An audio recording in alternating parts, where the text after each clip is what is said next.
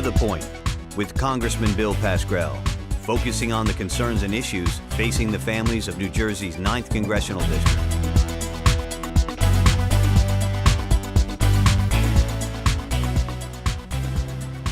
Hello, I'm Congressman Bill Pascrell, and I'd like to welcome you to this latest edition of To the Point. As a nation, we are still coming to grips with the events in Charlottesville, Virginia this summer, as well as President Trump's response. It's been several decades since images of white supremacists gathering publicly have been splashed across the media outlets. Many of my viewers may have learned about the Ku Klux Klan or the Nazi regime in school, so it may be easy to write it off as an unfortunate part of history and nothing more than that. Yet, even in 2017, the United States is faced with the issue of white supremacy. For those who are experts in such fields, like my guest, the rise in radical right-wing ideology comes as no surprise. In 2009, Darrell Johnson authored a report on homegrown extremism as a Department of Homeland Security analyst. Unfortunately, that report was discarded by the Obama administration under pressure from a Republican Congress and a right-wing media. Today, we'll discuss that report, the resistance he faced when he published it, and the current status of those extrapolations. Darrell Johnson, I want to thank you for being here today. I'm proud of you as an American. You are a frontiersman as far as I'm concerned. Thank you, Bill. Last year, I organized a briefing. You were at it. Mm-hmm. I thought it was interesting. We talked about right-wing extremism from a number of people. And you have been at the forefront since 2009. We'll discuss that report in a few moments. But the New York Times wrote this about you. You better listen. The New York Times wrote this about you. Sure. Quote, his words drew fierce criticism from Republican lawmakers and conservative news media, labeling the report an unfair assessment of legitimate criticisms of the government. The document was retracted after Janet Napolitano, who was then the Homeland Security Secretary, apologized to veterans, and the extremism and radicalization branch was quietly dismantled. Is that a fair assessment, or what would you add to it?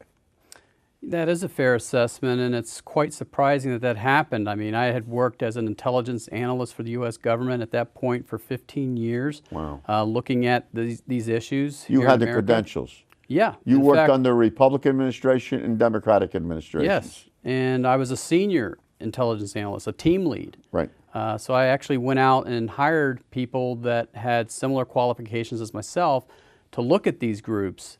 And we were building that expertise in the Department of Homeland Security. We were receiving a lot of positive feedback from state and local law enforcement officials and other government officials that we served. So you were working for the government before there was a Homeland Security Committee. Yeah, I started in 1991. 1991. Yep. So that's interesting to note. You weren't just a figurehead. You've been there. Someone might say, I don't say, but someone might say you were a career person with the government looking at those folks who want to do us harm. Yes. And what's the first thing that comes to your mind when you talk about that period of time? What's the first thing, Darrell, that struck you about your review, your investigations up to that moment? I was just doing my job, what I was trained to do. And so this whole report that I wrote in 2009 actually began with a phone call from the Capitol Police in 2007. They wanted us to monitor the internet, look at extremist websites that were publicly available to see if there was any threats to Barack Obama once he announced his intentions to run for president. Right, right. Did you do any of that work? We had analysts under my team that looked at those websites, and we monitored that for a few months, and nothing originally happened. But once he won that Democratic nomination, that's when we started seeing the uptick in threats. And it opened up. It just opened up. And people became brazen about the fact that, God, we may have a black president. Yes, and that's... What kind of things did you look at that time?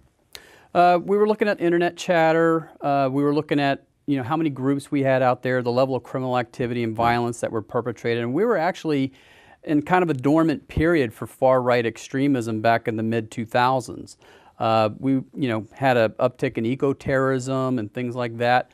But really it was with Obama's announcement that he was running for president that led to a huge recruitment boom. Darryl, let me ask you a question. Go back to the end of the 90s, during those latter period, when Bill Clinton was the president. We had a horrific situation in Oklahoma City. Timothy McVeigh. He certainly was not recruited by Al-Qaeda or anybody. He was a homegrown guy. And he destroyed and killed many people in the whole Oklahoma City bombing. He was an admitted supremacist. He was an admitted person that went out to kill people and blew up the building besides. And of course, I remember the president going to Oklahoma City, trying to bring calm and security and comfort. Would you say that was the most significant expression of extremism since the time you started to work for the government? Yeah, from the domestic terrorism I mean, there were standpoint. others, but was that the most extreme? Yes, and resulted in the most deaths. It's what we call a mass casualty producing event. And so what we had in the aftermath of Oklahoma City is, media scrutiny of these groups. We had a public backlash against these groups. So things quieted. Yeah, law enforcement cracked down on these groups. And so leading up to the millennium, Y2K, it was kind of like once that happened, these groups kind of got bored with the revolution that never came. They kept predicting that the end of the world was going to happen, or the economy was going to collapse, or what have you. And combination of states passing paramilitary laws banning paramilitary training, states banning militia groups from forming and conducting firearms training. We had those laws passed. People got bored with the revolution. The law enforcement cracked down. And so all of that led kind of to a lull in right-wing extremism. And all of this resurfaced in 2007, 2008. Okay, so there's a time period there. There's a lull, and then we're back into the game as we're fighting Al-Qaeda, as we are in Iraq, and we are in Afghanistan. These are the things that are happening. Now that is the report that you presented, 2009. Remember in the Homeland Security Committee, Secretary Napolitano sitting in front of us and telling us that this wasn't going to go any further, and I blew my stack. This is not about me, though. This is about you. I blew my stack for a very specific reason, that they were deep-sixing it, my words, for the simple reason that they're getting a lot of flack from the right wing of the Republican Party, from Congress members. And that's exactly what they did. In fact, they ended the radicalization branch, the extremism and a radicalization at that point. So they were finished, done, completely done. And what did you do? What was your response to this whole thing? Did you say, these guys are making a big mistake? What in your report, and I read it several times, to you is the most important thing that we should have taken away from that report? So the most important thing you should have taken from this report is that the threat landscape was changing. Okay, as you imagine, after 9/11, the U.S. government's counterterrorism efforts, and rightfully so, was focused on overseas threats, Al-Qaeda, trying to prevent the next 9/11. And that was all well and good. However, a new threat was emerging, and we needed to let federal, state, and local law enforcement know that, hey, you're going to have to devote some resources to this as well. And so, here, homegrown here. Yes. People who believe that the government is either out to get them, the government doesn't want them to be able to say what they want to say, almost like an anti-government movement at that particular time. Yeah, you can split the movement into two large spheres. You have the hate-motivated groups like the white supremacists, KKK, neo-Nazis, skinheads, Aryan prison gangs, Christian identity, which is a racist religious philosophy. And then you've got the anti-government groups like the sovereign citizens, the militia extremists, and other anti-government people. Now, when I read your report, and then I look at what happened in May of this year, we're talking about Charlottesville.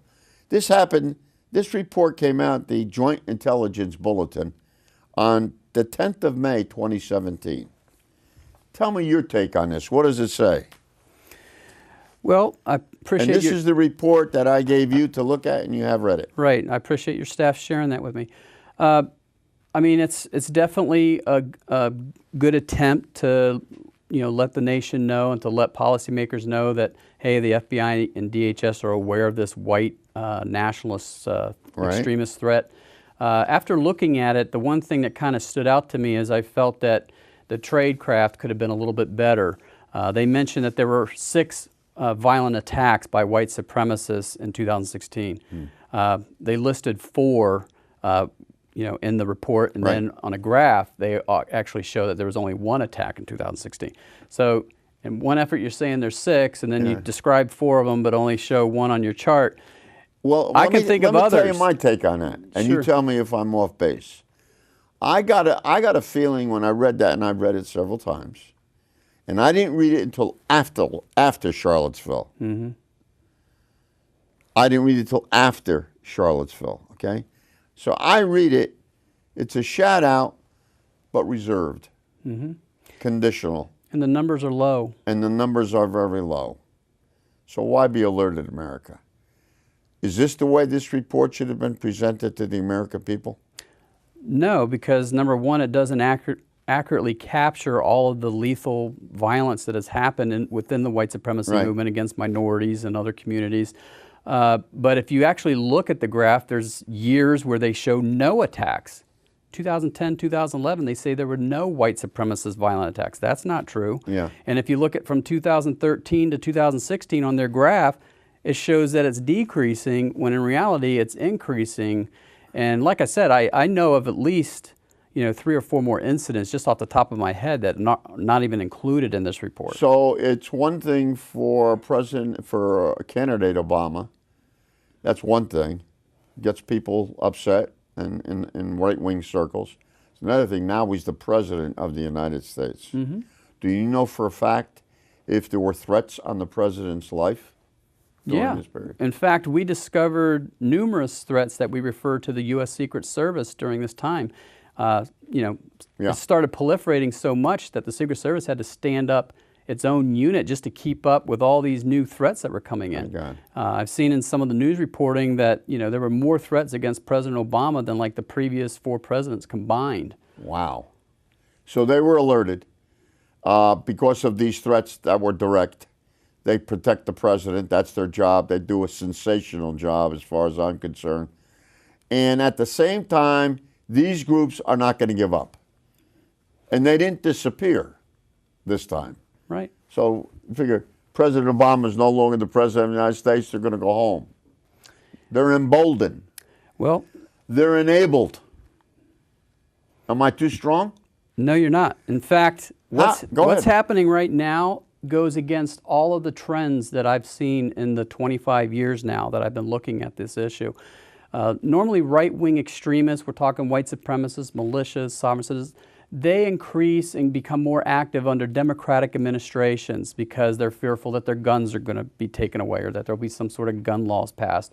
Or, in the case of Barack Obama, they had their worst nightmare confirmed in the fact that we had an African American in the White House. Typically, during Republican administrations, we see a dial back. But that has not been the case in 2017. In fact, what we've seen is continued heightened activity, continued violence, continued recruiting going on. And it has a lot to do with the 2016 election, with the rhetoric that was used during the campaign. Some of the things that candidate Trump talked about from his platform, such as building a border wall, mass deportations, right down their alley. Mass deportations of illegal immigrants. not allowing certain people to enter the country with travel bans. Yeah. These were things I read about on white nationalist websites 10 years ago.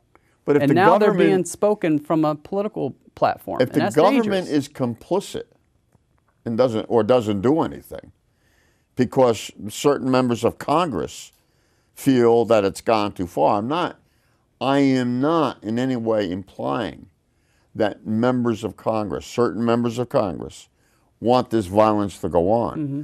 But they certainly have turned a deaf ear to what the heck is happening. I mean, you and I are not making up these situations where there has been violence. You didn't create Timothy McVeigh. I hope I didn't create Timothy McVeigh. And the other Timothy McVeighs that before that and after that have been found to try to destroy this government or many parts of this government. Now, while the people are supreme, the government is needed to keep law and order here in this country. And I'm very suspect of people who keep on tearing down the government, say it has no place in our society, anti-government. Whatever you say about the government is wrong. We don't need a government, or we minimize the effect, except when Hurricane Harvey comes calling. Then all of a sudden, we need the government. In fact, we need the government unlike we had when we had our storm in New Jersey of Sandy, when they turned their backs on us. The very people who are part of this right-wing junk that's out there, which I call them the enablers. I think that they enable these people to feel stronger, tougher, and going to do whatever the heck they want. Yeah, the one thing that needs to be Go ahead. realized by politicians is, you need to understand the effect and the impact your words have on the mentally ill and people that are embracing fringe ideologies and extremists. Speak, my friend. Yeah, so you need to be aware of that. You're playing with fire. When you say these things from the campaign trail to try to, get a base of support so you can get the votes to win the election, you're playing with fire. It's very dangerous. You play with anger. You play with fear. Paranoia. You play with the anger of somebody coming in that doesn't look like you, taking a job, and that's been disproven so many times. You play with your heartfelt resentment of anybody getting ahead of you, particularly if they don't look like you or don't cook their foods like you. You play on that, you keep on lighting matches, they're bound to go off. I personally think that if we would have done what you had recommended and suggested back in 2009, well, before that, but it was actually, we did away with it in 2009, and the organization that put it together, we could have prevented a lot of things from happening. Now, how do you prevent things from happening? You don't prevent things from happening by ignoring them. That's true. And, during my congressional testimony in 2012, after the Sikh temple shooting, I recommended a number of things. That was in California? That was up in Wisconsin, at Oak Creek, Wisconsin. There were 6 people killed at a Sikh temple. Yeah, what was the source of that? Who were the murderers? White supremacists mistook the Sikh temple as a mosque and went in there and killed people because he thought they were Muslims, and they weren't. They were Hindus. But anyway, I mentioned... Well, no Muslim shall appear and approach the country, the borders. What the heck are we doing? Yeah. If that isn't prejudice outright, that's not free speech. That's downright violent talk. Yeah, as and far there's as I'm been more concerned. violence against Muslims by white supremacists and others who have yet been identified. There have been Muslims attacking whites. I mean, there's been... Has that been exposed enough in your mind, No. Darryl? In fact, when we went through a series of mosque arsons in 2014, there was not a peep from the FBI or Homeland Security about this increase in mosques being burned across the country. The fact that we've got armed militia groups conducting protests, trying to intimidate Muslims. The fact that they perpetrate these lies about how Sharia laws being, implemented throughout the country or trying to be, these things are just ludicrous, but yet the very victims of these crimes are Muslims, and we think that they're the threat. I mean, that hits you right here. That we could have prevented this? Are you saying, Congressman, you could have prevented Charlottesville? Well, the night before, Friday night, when they assembled on a campus of the University of Virginia, not only did they have the torches, but many of them had weapons. Now, how can the president equalize this stuff? Say, hey, they're nice guys on both sides. I mean, that floored me when he did that. Yeah, and what was your response? I couldn't believe some of the things he said, to sit there and accuse, both the left and the right as being equally responsible, I think is reckless and an outright lie. In the past, we have seen a lot of agitators at the KKK rallies and stuff from the far left. Definitely. They engage in property destruction. They have disrespect to law enforcement. But to sit there and say that they rank up there with the white supremacist threat is just ludicrous. I mean, white supremacists are the ones that kill people. They're the most lethal threat that we have here in the country. But we do have some extreme left-wing groups. Yes. And they have used violence Yes. at times. And not only to protect themselves, they've done it to incite almost, to incite. But what I have recognized over the past 5 or 6 years is the amount of right-wing groups that have brought hell to bear on police officers. Very seldom do we talk about that either. Yep. Very seldom do we talk about that. So there are folks out there. There are folks out there who wish harm not only to the government, but the representatives of the government itself, police officers. Most of the time, they're outgunned in these kinds of situations. Yep. So everybody says, let everybody carry, and it depends on which state you live in.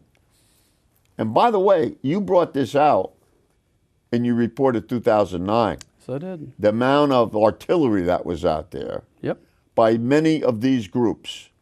One important statistic that I brought up in my congressional testimony was I looked at all 230-something terrorism cases against Muslims here in the United States up until from 9/11, 2001, all the way up to 2012 when I gave my testimony. Right.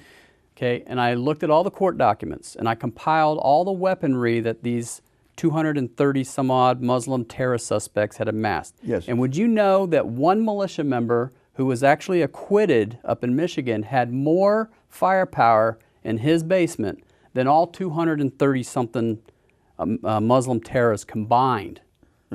And it wasn't even close. It wasn't even a close. How was that put out in a report? I put it in my congressional testimony, and Dick Durbin actually was stunned with that very fact. Would you get me that report? Could Sure. you get me that? I didn't see that report. That slipped by me. I must apologize. Most of the terrorism charges against Muslim Americans are for providing material support to terrorists, whether it's money, food, clothing. And that's horrible enough. But we're talking about people violence. that have bombs and machine guns and grenades and things like that, and yet nobody talks about that. Well, let me ask you this.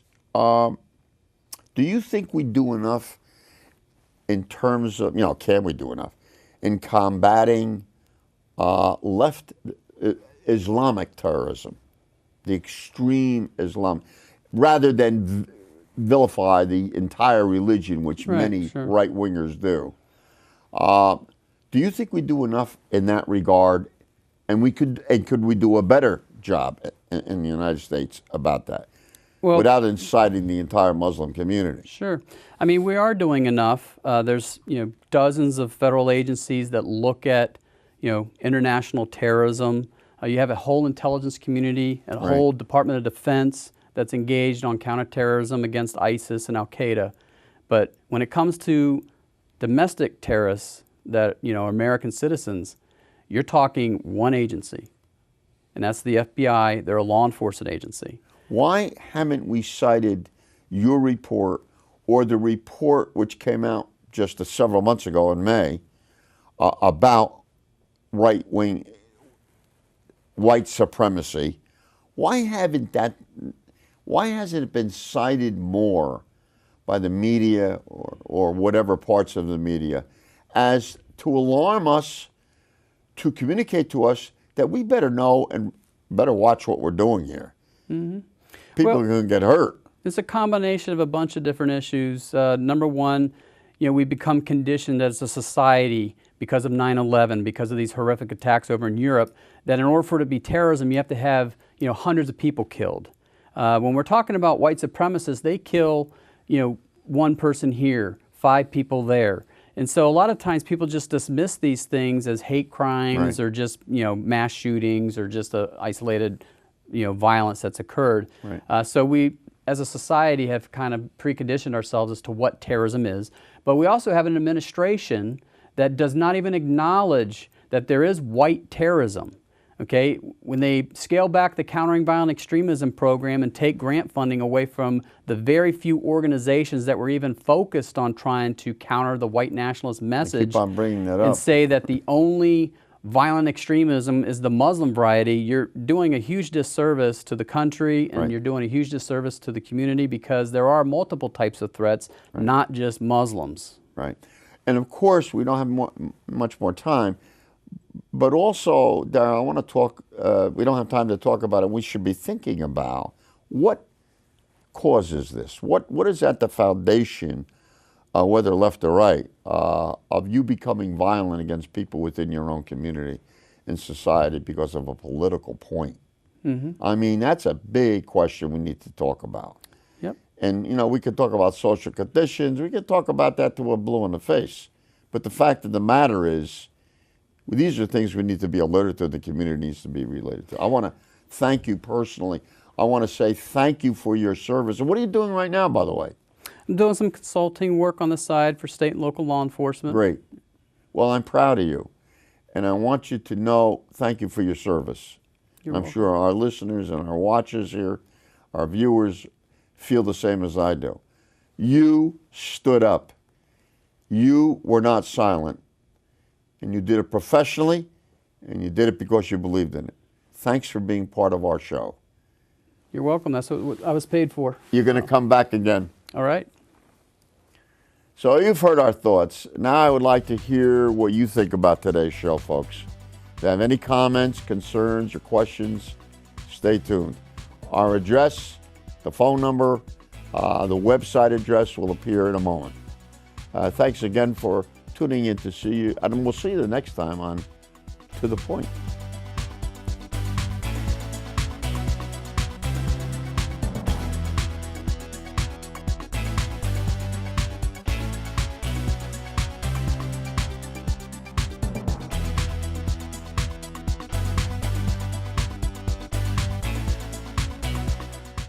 Listen. All it took was someone who would insist that I just try. Suddenly, everything was turned around because they judge you. You tell them, I don't need this. No one is going to understand. Unless they've been through it, how can they? Then one day you realize, You feel so hopeless. I need help. I need help. You feel so hopeless. Then one day you realize, Unless they've been through it, how can they understand? I don't need this. No one's going to judge you. suddenly everything was turned around because they insist that I just try. All it took was someone who would just Listen.